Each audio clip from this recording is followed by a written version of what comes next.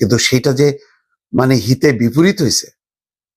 এখন কি দিল্লিতে বসে থেকে শেখ হাসিনা এই দৃশ্যগুলি কি দেখতেছে? আমার শুধু বারবারই হয়। দেখার তো কথা। কারণ উনি এগুলি আবার খুব ভালো করে লক্ষ্য করে যে তার পক্ষে কে বললো, বিপক্ষে কে বললো, কার কি বডি ল্যাঙ্গুয়েজ সব খোঁটায় খোঁটায় দেখে। তো যাক, ভালো এটা।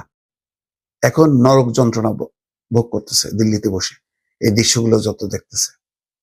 কারণ তার এই গত 15 বছরের এই সমস্ত চেষ্টা বিফল গেছে। গণ অভ্যুত্থানে শুধু মানে উৎখাত হয়নি, এখন প্রতিটা ইভেন্টে, প্রতিটা মুহূর্তে দেখতেছে যে কি ধরনের তার যা যা চেষ্টা সেটা যে কত বিফলে গেছে এখন কিন্তু বুঝতে পারতেছে। আজকে সম্মানের সাথে বেগম খালেদা জিয়ার মৃত্যু হয়েছে এবং তিনি কবরস্থ হয়েছেন। আজকে চিন্তা করেন তো, আমি কথার কথা বলি, অন্য কিছু মাইন্ড করবেন না। সবার তো বয়স হয়েছে।